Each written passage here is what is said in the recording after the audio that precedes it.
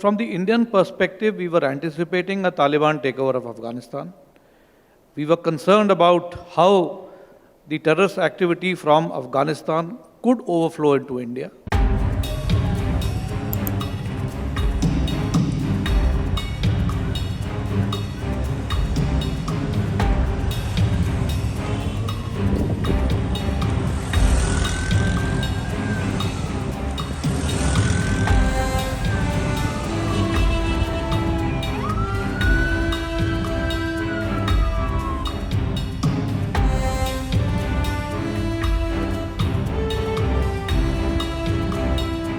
All that I would say is everything that has happened was something that had been anticipated.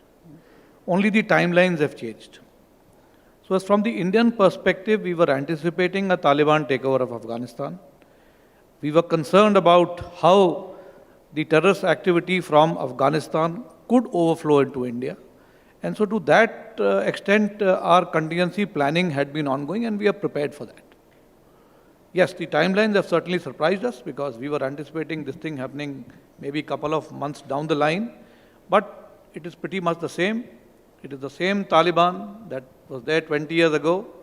The news reports and reports from the expats who have come from there are all telling us the kind of activities that Taliban is into.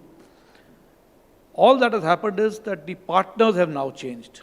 It is the same Taliban with different partners.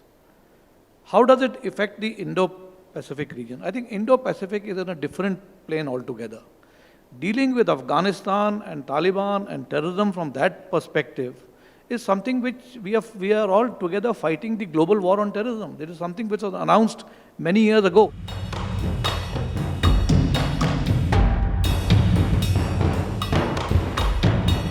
As far as we are concerned, we are concerned about what is happening anywhere in the region because it's not just a northern neighbor, even a western neighbor has these nuclear weapon systems. So we are surrounded by two neighbors which are armed with these strategic weapons.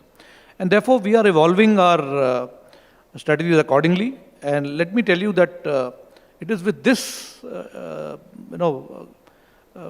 studying this intent of our neighbors that we've gone in for a triad, and now we have a triad. So we are also evolving and developing our capabilities accordingly. And so we are evolving, and I think we are studying this very carefully. Should not be major concern because, as I said, these are weapons of deterrence.